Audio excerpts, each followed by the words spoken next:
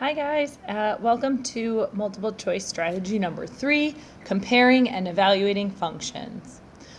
There are two key phrases that you need to search for in the directions when you are solving problems involving comparing and evaluating functions. One of them being whether you need to solve it algebraically, and the other meaning where you need to solve it graphically. So algebraically means you must show the physical substitution of the value in parentheses in for x. And graphically, you need to find the y value for the x value that is in parentheses. So you could use the graph for the table for this case, okay?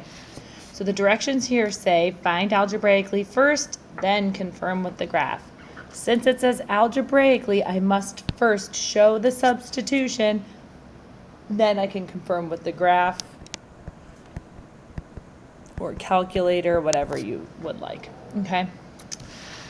So f of 3. So I'm going to go to the equation that contains an f, and that is what I'm going to be plugging that one into. Are there any other f's in here? This one.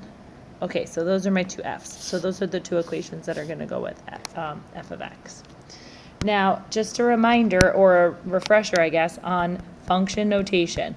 F of x equals y. X is on the inside of the parentheses, and y is always on the right-hand side of the equal sign, all by itself, okay? So when we are evaluating this, f of 3, x is 3. So we are going to take out an x everywhere we see an x and put in a 3 in the f equation. So we would have 6 times 3 minus 3. And you can just type in the right-hand side only, don't type in the f. You know what happens when you type in the f. 15. So we have f of 3 equals 15. Okay, let's go to the other one that involves an f. This is going to be f of 0. Everywhere we see an x, we're going to pull out the x and put in a 0. F of 0 equals 6 times 0. Notice how we don't type in the f. And we get negative 3. So these are our two answer choices, or these are our two answers. F of 3 equals 15. For B, f of 0 equals negative 3. Now let's look at C. C says g of 0. So let's go ahead and find the appropriate equation that we'll be substituting in. It's the one where we have a g. So let's look for g of x. And in g of x, everywhere we see an x, we will remove that x and put in a 0. Let's scan and see while we're working with g if there's any other answers where we have to use g. Oh, sorry. D also uses g. Okay, so g of 0 will come from this one right here. Negative squared plus, let's plug in the 0 there for an x. And this guy's going to be 0 squared plus 0 is going to be 0. So we have g of 0 equals 0. Let's try g of 4. So everywhere I see an x, I'm going to remove it and put in a 4. So g of 4 is going to be, let's put it into our calculator. Now be very careful, right? So the negative symbol is outside of the base. The base is 4, and that's what's being squared. The negative remains out front. Always use parentheses when you substitute so you don't mess up little details like that. This will be negative 12. And that's it for G. Now let's check, or let's do H. So H of x is going to be this equation right here. And for question E, we have to find h of 1, and then for question F, we have to find h of 7. So let's go ahead and substitute in a 1 everywhere we see an x in h. And we'll use our parentheses so we don't mess up the signs. So now we have 2 times the square root of 1 squared plus 2. And that gives me not such a great number. What if I just kept it in simplest radical form? 1 squared plus 2 is 3, and I kept it as 2 radical 3. I think I like that better. But we can also put the decimal in case it shows up on the table and we just want to confirm later when we go back to check our work. So this would be 3.4641. Okay. Either answer is correct, especially since it doesn't say that we have to round our answer or anything like that. So, okay, h of 7. I'm going to go ahead and substitute a 7 in everywhere I see an x. So now I have h of 7 equals 2 times the square root of 7 squared is going to be 49 plus 2. We can go ahead and type this in if you don't want to leave it to chance by doing it in your head. 51. Okay, so we either have 2 times the square root of 51, or we can find what the decimal equivalent is, and that would be 14.2828. Or I guess this would round up to 29. There we go. And I'm going to put the little squiggles for it's approximately that because it's rounded. Okay, so that's our answer there. That's our answer there. Perfect. Now it says we can confirm with the graph or calculator.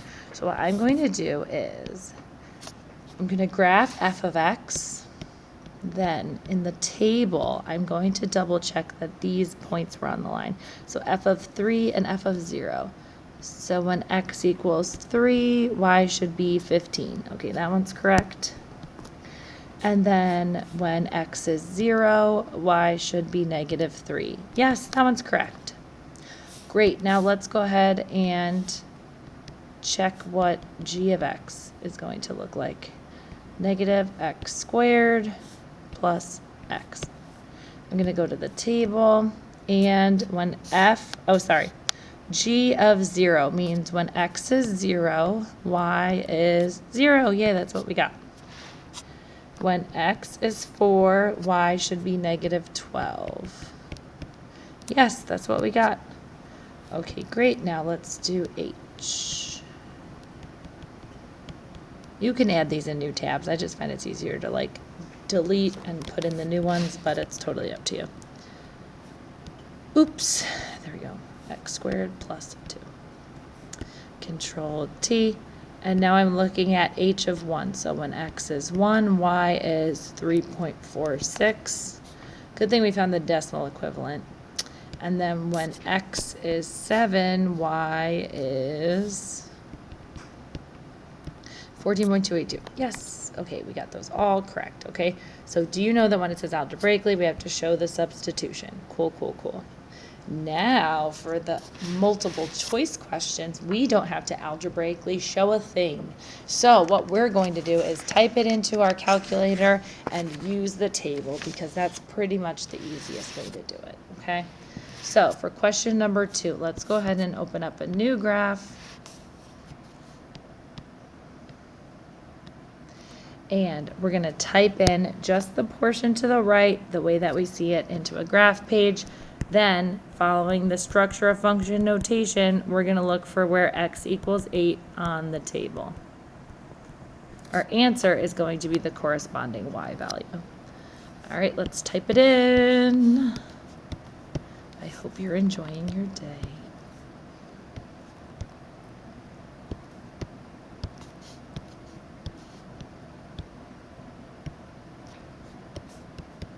Okay. Now I'm going to open up the table, and I'm looking for where x is 8. Y is 27. So my answer is choice 3, 27. K of x equals 2x squared minus 3 times the square root of x. Okay, let's go ahead and type this into our calculator.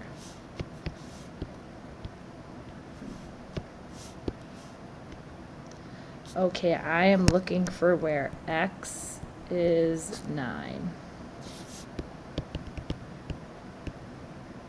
The answer is 153. Question 4.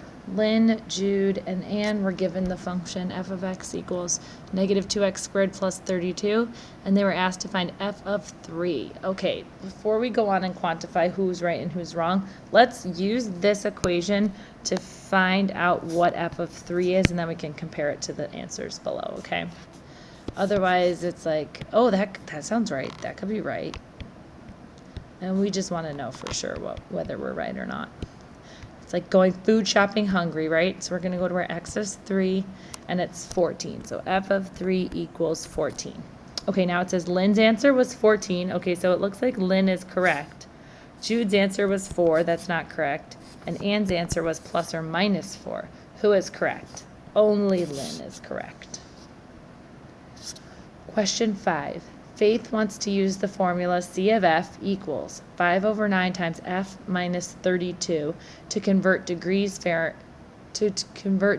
Fahrenheit F to degrees Celsius C of F.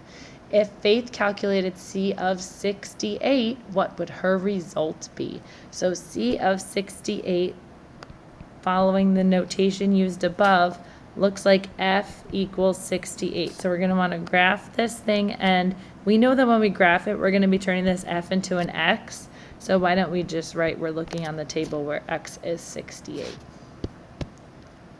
Okay, so I can't type in an F, or it's going to be like, do you want to make a slider? And you're going to be like, no, I never want to make a slider. Please stop asking.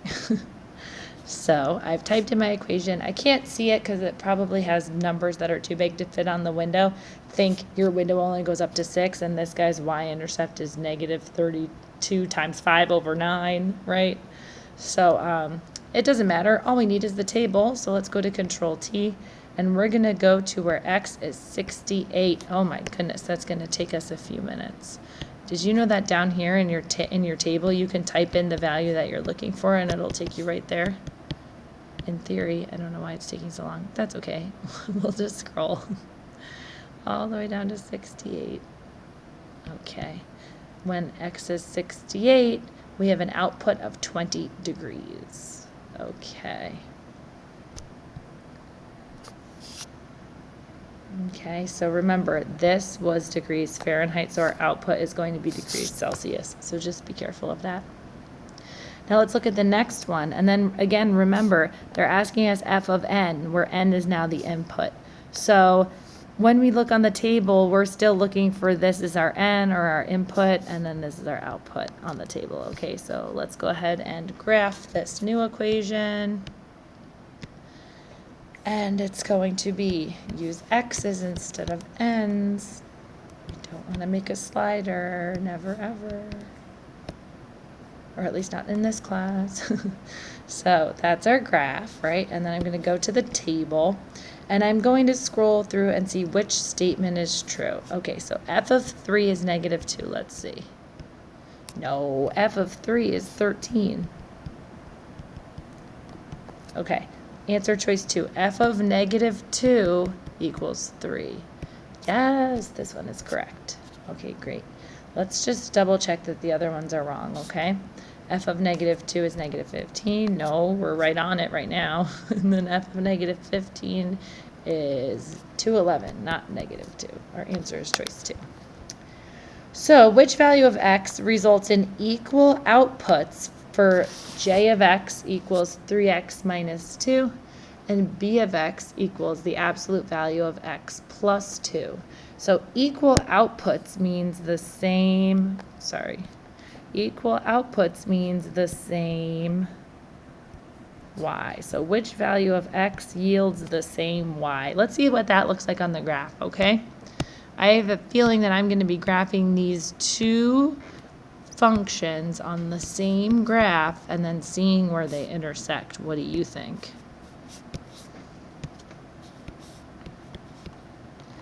All right, well, it looks like they're going to intersect right here.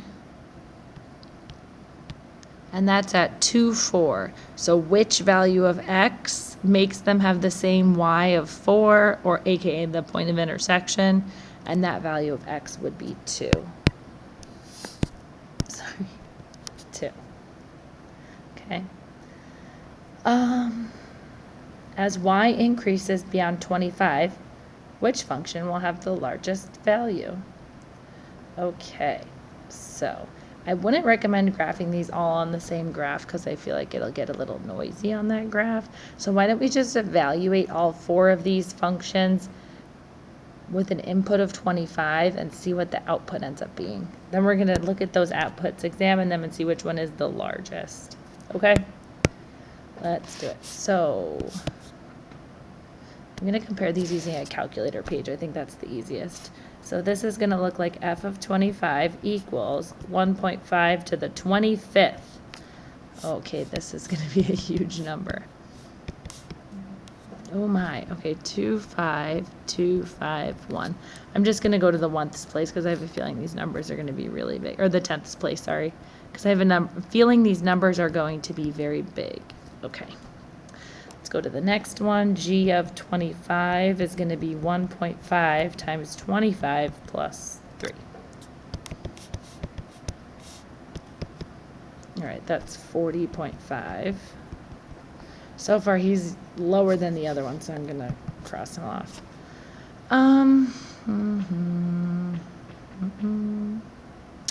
Oh no, I shouldn't really be evaluating these at 25. I should be evaluating them beyond 25. So let's try 26. Let's try 26. We might have to adjust our answer here. That's okay. All right, so let's do 1.5 to the 26th and see what that ends up being. Again, another huge number, 37,876. Let's look at 1.5 times 26 plus 3. That's going to give me 42. 1.5 times 26 squared will give me 1014. And then 1.5 times 26 to the 3rd plus 1.5 times 26 to the 2nd power. Oops. Oh, I hate when it does this. Okay. 1.5 times 26 to the 2nd power. There we go. And that's 27378. Looks like this number is the largest. Question 9. What is the largest integer x for which the value of f of x equals 5x to the 4th plus 30x squared plus 9 will be greater than the value of g of x equals 3 to the x? Okay, so let's see. I have f of x and g of x. Let's compare the outputs at certain x inputs and see what we end up getting. What is the largest integer x for which the value of will be greater than the value? Okay, so let's try the answer choices out that they give us. X equals 7, x equals 8, x equals 9, x equals 10. And we're going to compare the outputs. Okay.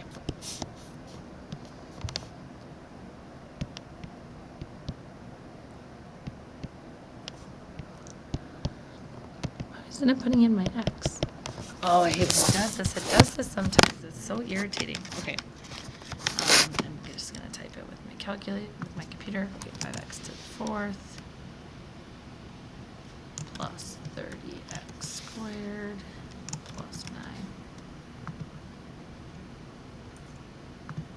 Okay. So now when x is 7, I'm just going to copy this down. I got 13,484.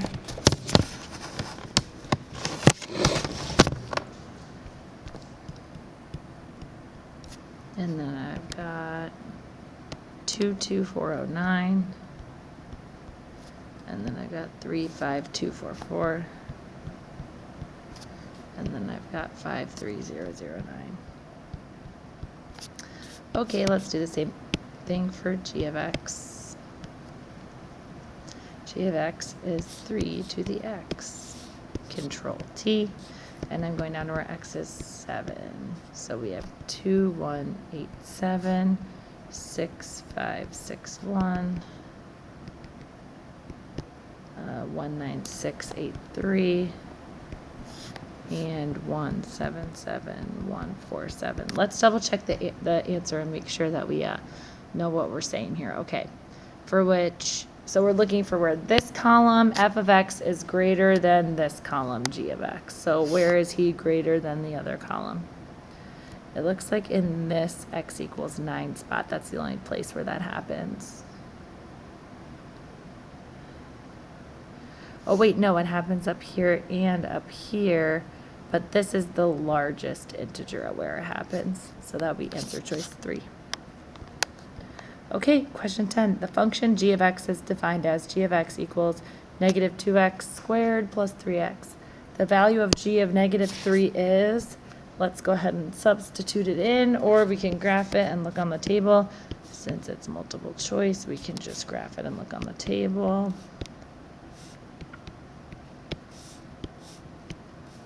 Okay, g of negative 3. When x is negative 3, y is negative 27. Thanks for watching.